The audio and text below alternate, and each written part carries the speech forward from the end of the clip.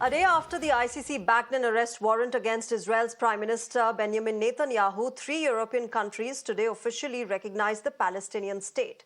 Ireland, Norway and Spain made the announcement, even as Israel ordered its ambassadors to immediately return from these countries. Now, in a series of announcements, the leaders of the 3 countries said that the decision is not against anyone, but in support of peace.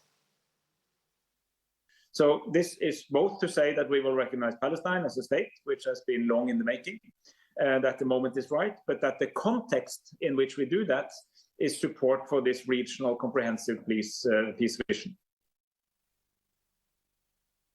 Now, several European Union countries have in the past few weeks, they have indicated that they plan to make the recognition, saying that a two-state solution is essential for lasting peace in the region. But this decision will certainly further deepen Israel's isolation as well. Palestinian leaders have hailed the move as a historic moment. Along expected lines, Israel has condemned this decision and recalled their ambassadors, and they warned of severe action. Till now, at least 140 countries recognize Palestine. The UK and the US do not. India, remember, became the first non-Arab country to recognize Palestine as an official state back in 1988. Now, in an exclusive conversation that I had with the Palestinian Ambassador to India, Adnan Abu Al-Haija, today, he talked about this latest recognition by the 3 European countries, the American double standards in the Israel-Hamas war, and much more. Take a look. Ladies and gentlemen, in a big move, 3 European countries have officially recognized Palestine as a state. This could have huge ramifications, not just on the war that's going on, but also on the geopolitics of the world. And joining me exclusively to talk more on this and much more is somebody who's been the voice of the Palestinian government as well as its people here in India. I'm joined by Ambassador of Palestine to India, Adnan Abu Al-Haija. Sir, thank you very much for joining us on Mirror Now and sharing your thoughts. Thank you very much for having me with you. Sir, 3 countries, Ireland, Norway and Spain, have officially recognized Palestine as a state. Do you think that would further strengthen Palestinian position? I think, first of all, I would like to thank the leaders of these countries. And last month also we have 4 countries from the Caribbean area recognize the state of Palestine. And I think it's logic now, after Sweden before they recognize the state of Palestine, the European country to recognize, because it's not logic to talk about the two-state solution without recognize the state of Palestine. What would you then say to countries such as France, sir, who say that this is not the right moment to recognize Palestine as an official state and that it will not have a very significant impact on the situation? I think, first of all, France, one of the part of Sykes-Picot agreement between Britain and who divided the area, which led at the end for Balfour Declaration and created Israel in the land of Palestine. So France has certain responsibility to recognize the state of Palestine. But let me say that we are expecting other European countries soon will recognize. As an example, Slovenia. Maybe they will recognize within 2 weeks. Maybe Belgium also. So other countries will follow. And some members of European Union, they recognize, like Romania, like Bulgaria, since the Soviet Union, and they recognize from 1988 the state of Palestine. And would then the Hamas lay down its weapons once officially there is a recognition of Palestine as a state? Look, the struggle won't stop against the Israelis till we get our independent recognition, and we are living under occupation. What we'll do? From these countries who recognize the state of Palestine, there should be call for a peace conference, as an example, and force Israel to accept the peace process and to establish the state of Palestine on the land of 1967.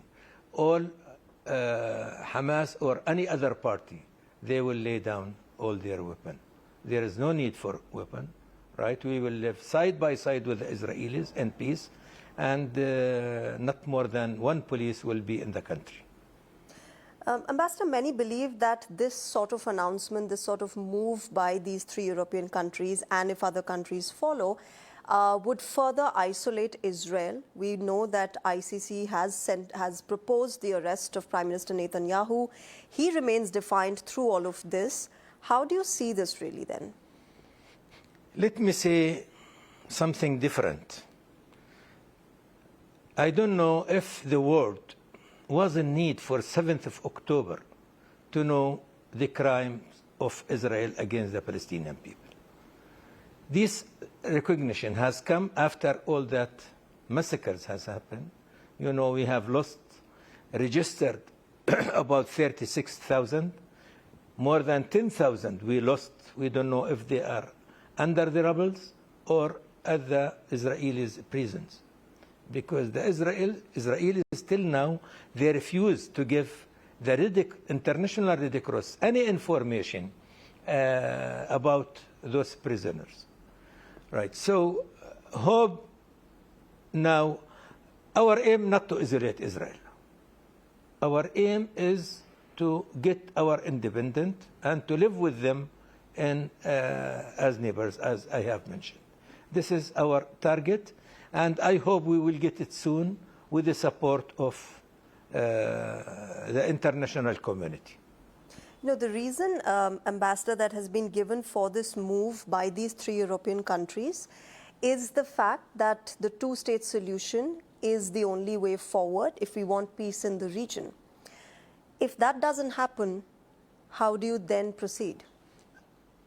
We will continue our struggle in all means, at the international arena, at the United Nations, at the bilateral relation with other countries, right? Our target, as I said, not to isolate Israel, but to make a real pressure at the Israelis to accept the two-state solution, because every day the leaders of Israel ignore the two-state solution, including today. We have heard the defense minister. He said, don't believe the Arab countries if with the agreement, normalization agreement with the Arab countries, if they told you that we promised them that there will be a state of Palestine if they normalize the relation with. So every day they ignore the state of Palestine. Okay, then let me also ask you, Ambassador, about the United States. On the one hand, the United States government keeps saying that the war should end. But in the latest development, you have a $1 billion shipment of arms that has been planned to be provided to Israel by the United States. How do you see this sort of parallel talk and double standard by the US in this case? I think the United States always dealing as double standard. And we don't, to say the truth, we don't believe the United States. The United States might talk only, but they don't, as even with the two-state solution. We don't believe, because the Israelis, the United States, if they want that project to be done, they can stop their veto in the United Nations, as an example.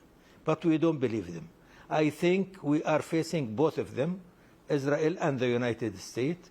United States who defend Israel everywhere, especially in the United Nations, or make pressure against the European countries if they want to take any action against Israel. And so is Palestine banking upon the European support, the European Union support in this case? We used to get European support always, but the problem was the United States. The United States, they used to make pressure when any of these European countries want to take more support to the Palestinian people and the Palestinian cause and any action against Israel. Okay. Let me also understand from you the ground situation, Ambassador. There, Israel has intensified its action in Rafah. We know Gaza is already suffering. Millions have been displaced. Aid cannot reach those who need it the most. What's the report that you're getting from there? What's the ground situation there? The ground situation is very bad, especially after the Israelis occupied Rafah crossing border. Nothing of the assistance, according to the number of the people, is enter to Gaza. The settlers attack any truck carrying any assistance to Gaza and coming from Jordan. Let me say that I'm afraid of the plan of the United States with that port, which is, they said this port for assistance only, which personally I don't believe that, especially after the Israelis occupied Philadelphia area where is Rafah border crossing. I'm afraid that this port is to let the Palestinian people immigrate after continue their destruction and massacres against the people of Gaza. There is no water, there is no electricity, there is no schools, there is no homes, there is no agriculture, there is nothing. Maybe I don't blame people if they left, because at the end they can, stay for 1 year, for 2 years with bad situation, but they can't live forever. The Israelis will make it lifeless in Gaza completely, right? And I think this is in cooperation with the United States. Talking about aid, talking about the kind of suffering that's happening, India has been one of the countries which has been providing support, whether it's financial or medicinal aid or relief material that is sent to the people of Palestine. And India in 1988 was one of the foremost countries who recognized Palestine as a state, as an official state. How do you see that relationship having evolved? How do you see Indian government support in this situation? I think India still support the Palestinian cause. And I think we have heard Mr. Jaishankar 2 times during the last few months. One of them was in München or Munich in the security conference. And I think also with the Indian community in Thailand, maybe one of these countries in that area, talking about the two-state solution, and he insists it is the only way to get peace. Especially West Asia peace is very important for a country like India, right? So India still support in all means. They might send more relief to Egypt, and we have to say the truth, ask for medicine to Palestine, because some items we are 0 tablets in West Bank and in Gaza, both of them. All right. This takes me to my last question, Ambassador. Do you see any headway in the situation? Do you see any sort of truce happening in the near future and an end to the war? Yeah, at the end, the war will be end. But what was the result, right? I think, as I said before, that I don't know if the world was in need for 7th of October to know the crimes of the Israelis against the Palestinian people. So at the end, it will be ended, this war, no war forever.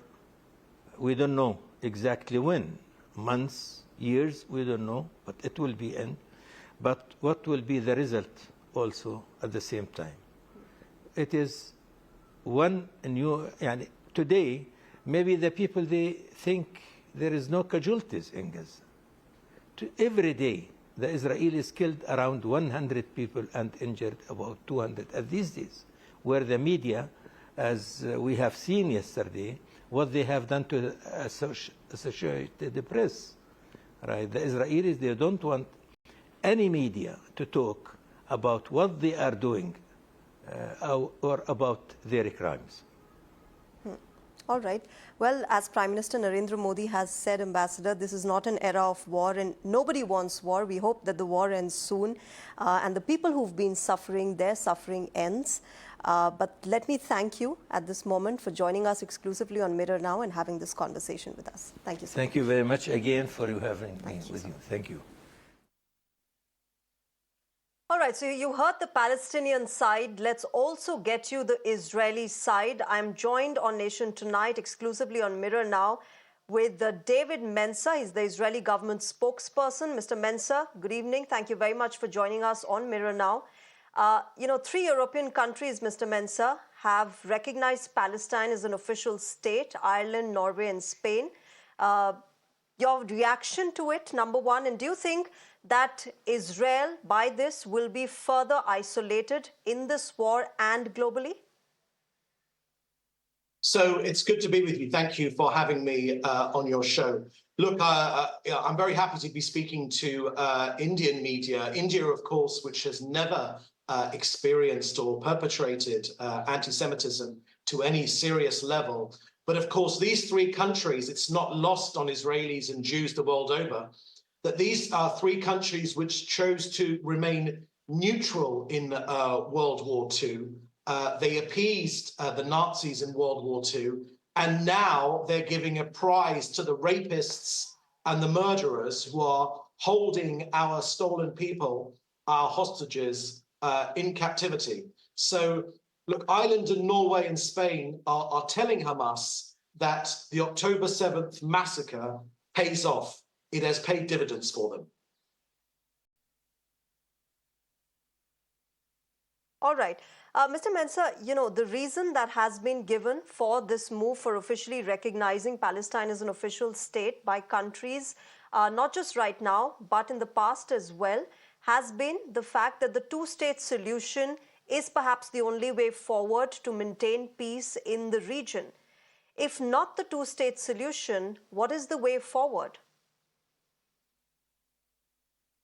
Well, look, all of us want peace here. Israel, I think, are the best experts in the region for making peace because we've made peace with so many different countries around us. We've made peace with Jordan, we've made peace with Egypt, we've made peace with the other Abraham Accord countries, United Arab Emirates, Bahrain, Morocco. We've made peace with many Middle Eastern countries. But what this action tells Palestinians is that educating children to terrorism and refusing to accept a Jewish state pays off. There's no talk amongst these European countries of bridge building or coexistence and bringing people together. No, these countries, they simply want to encourage and perpetrate this war.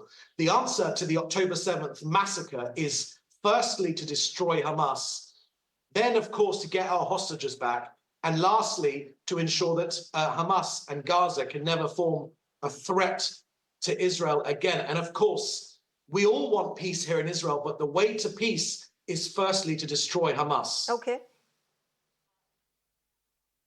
All right, let me quickly ask you my last question, Mr. Mensa.